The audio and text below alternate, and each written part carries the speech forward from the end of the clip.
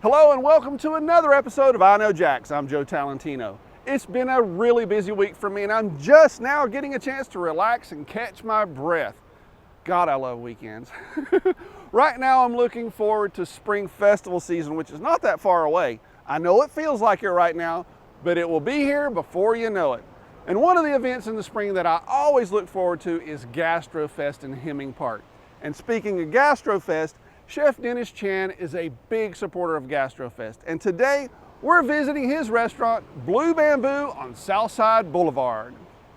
So I'm in the kitchen here with Chef Dennis at Blue Bamboo, and he's going to make a comfort food from your childhood, right? Yes, the sausage fried rice is, this Chinese sausage we're going to use is something my grandfather used to have every night for dinner. It is called lap chang in Chinese, and it is the most fragrant whiskey cured sausage. Whiskey cured, is whiskey it cured. Pork or beef? Pork and chicken. Well, let's do it, man. This is called lap chang, and what it means is waxy sausage.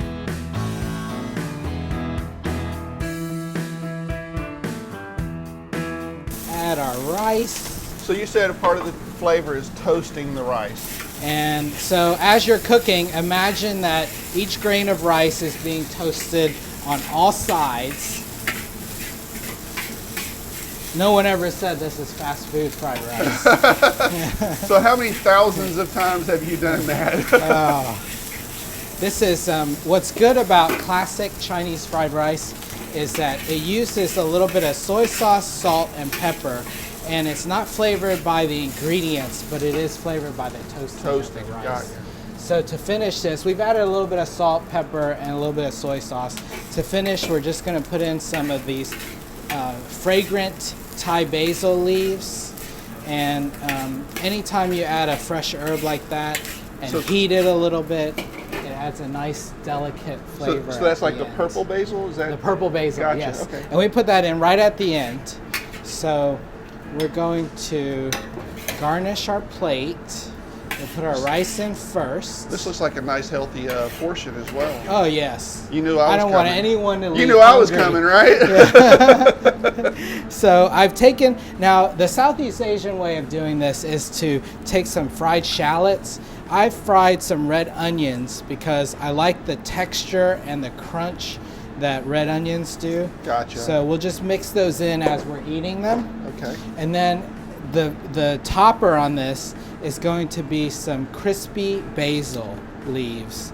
And as you're cooking crispy basil, it adds such a nice flavor, nice fragrance to it.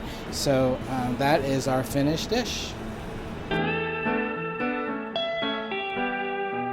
Our Thai basil chicken wings. This is our secret Thai basil wings that it's a great appetizer. Okay. It's ooey gooey, all Rich on your and chewy. fingers. Not rich and chewy, but it is good. Maybe rich. Thank you for doing secret recipes so you know when people come in here. Oh, sure thing. We know we heard it on I Know Jax. Right, and if they say they heard it on I Know Jax, you'll make them an extra wing, right? Absolutely, absolutely. We'll make it extra good. Extra good. Okay. The wings have been marinated for 24 hours and Chef Dennis puts a little bit of marinade in the pan. The marinade has a little bit of fish sauce, sugar, and garlic in it. He adds ginger, garlic, and scallions. He lets it cook down and adds a little bit of soy sauce and honey. The chicken wings were fried with a little dusting of flour. And as the sauce is bubbling, we're gonna add some fried shallots to it. Toss that around. And we're gonna add a little bit of Thai basil to it. So that we have I like how nice you say a little bit, it's flavor. like a whole plant. Oh, yeah. Well, the good thing is that Thai basil is grown right here in Jacksonville. The local markets carry it, and it grows really nicely here in town. Oh gosh, yeah. So, It goes crazy here. Yeah. So this is our Thai basil wings. Now I'm getting a chance to taste this awesome basil sausage fried rice and the Thai chicken wings that you have to ask for by name out here on Southside at Blue Bamboo.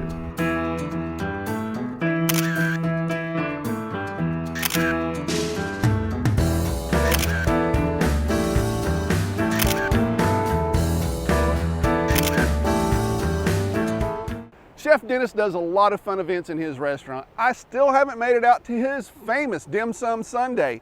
The schedule just, well, hasn't worked out for me so far, but I haven't given up yet. It's on my list of things I must do. Here's a fun fact about Blue Bamboo. Back when I started doing wine with Chris Chislett, we used to shoot at Chef Dennis's restaurant. Chris tells me they have a great wine selection. I have a feeling this is not the last time you're going to hear about Blue Bamboo on I Know Jax. We have some ideas brewing. Sorry, but I can't share with you just yet. Don't whine. You know what? Actually, that's what we're going to do next. Whine.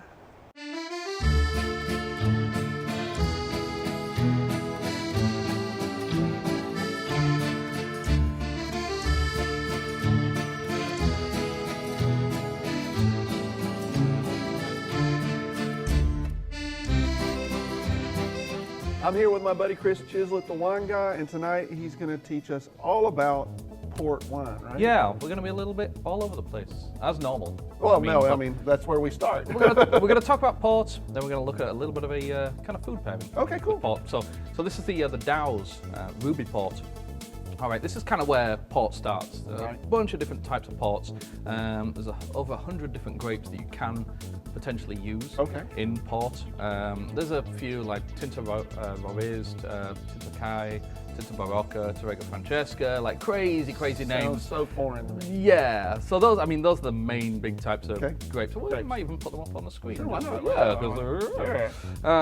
So this is kind of where port starts. This is under $20 a bottle. Yeah, this is. I mean, if you really kind of want to get into port, there's tawnies and vintage, and late bottle vintage. Longer. Yeah, exactly. So this is really kind of one of the younger, fresher kind of examples. Now, what makes a port? Like, how's it different from other wines? Well, first of all, I mean, it's made in Portugal. So this is Dow's. It's one of the oldest houses. I think we were talking earlier. You've got a bottle of like Taylor Fladgate. Yeah. So there's a bunch of like really historic old, port houses. We're talking hundreds of years. Oh yeah. No, in crazy history back in them. There's really not many new. It's not like a new port, house. Yeah, really, it's kind of the big guys are kind of controlling the whole thing. So it's also fortified, so that added alcohol to it. This is 19%, so not hating that. It'll definitely get you drunk in a hurry, but you can't drink it like regular wine. You're really sipping it. I mean, we've got a little bit in the glass, but that's probably about as much as you can. And you can actually see the alcohol there. Good work, little buddy. Well done. You taught me well. Seriously. So yeah, if you swirl it, you can really see those legs. Really prominent. Really kind of stains the glass itself, and that's again just the alcohol. So it's a good indicator. And it smells like raisins.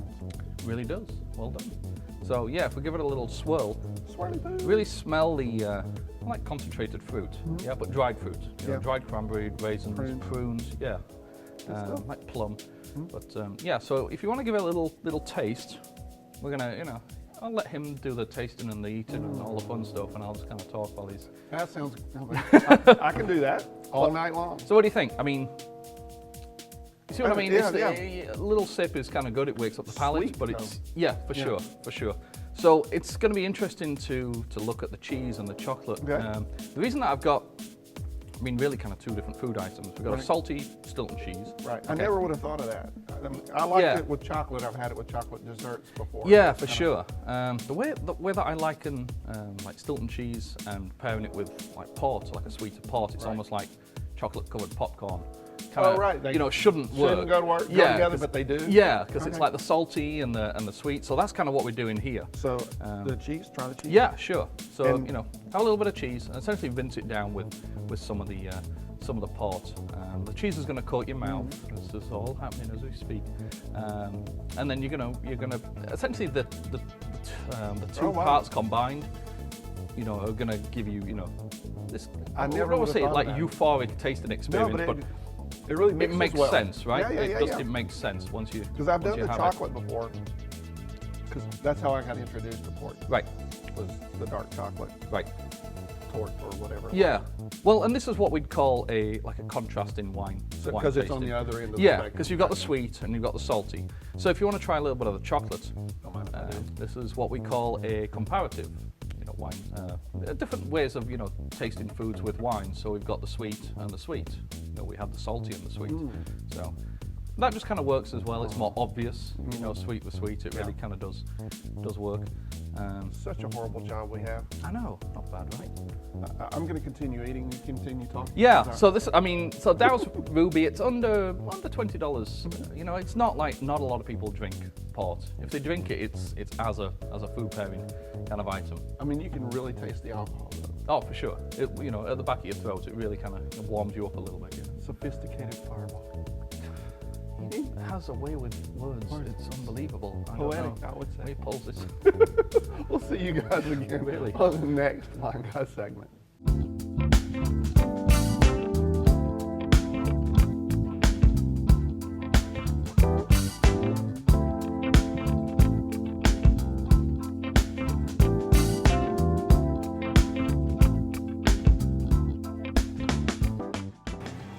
I'm hanging out in the bar at Jackson Social with bartender Carissa, and you are going to make one of your signature drinks, right? Yes, sir. Tell me what it is.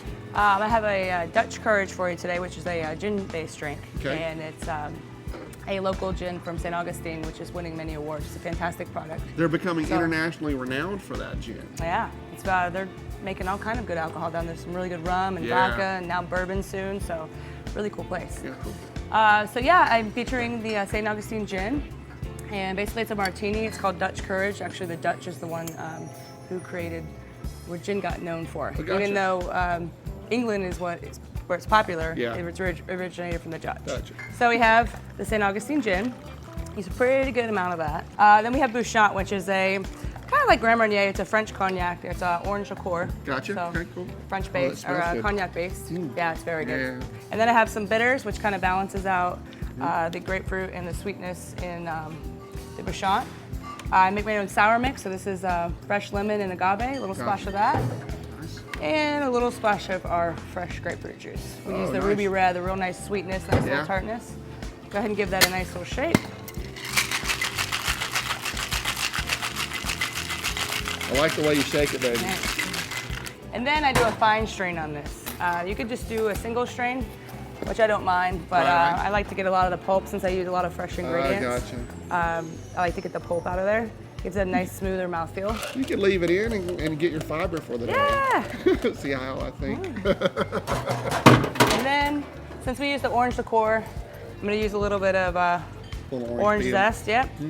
Just get a fresh one there. Give it a little twist, get the oils. oils all in there. Yeah. Give it a swirl and a drop. And there you are in a Dutch Courage.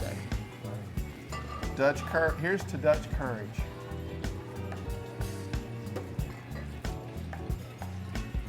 I have the worst job in Jacksonville.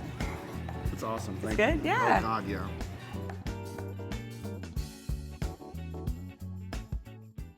Last week I told you that we're planning to do live broadcasts online from different events and locations around town.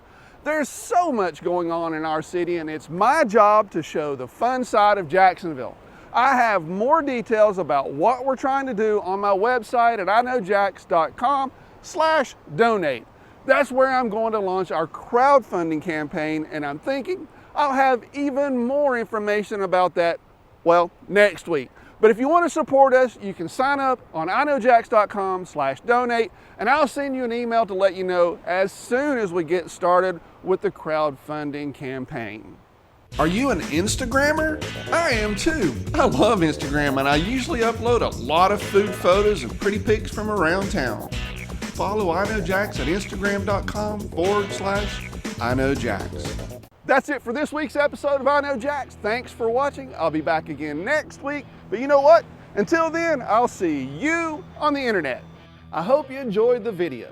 I would love to hear from you in the comments below. Now, if this is your first time watching an iknowjax.com video, I would love to have you subscribe so that I can continue to help you find fun things to do in the Jacksonville area.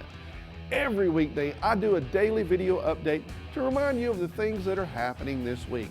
Plus, we do features on great restaurants in the River City and a weekly video calendar of events to help you plan for awesome experiences. And last but not least, every week we create a new full-length episode on all the best places to eat local, drink local, and be local.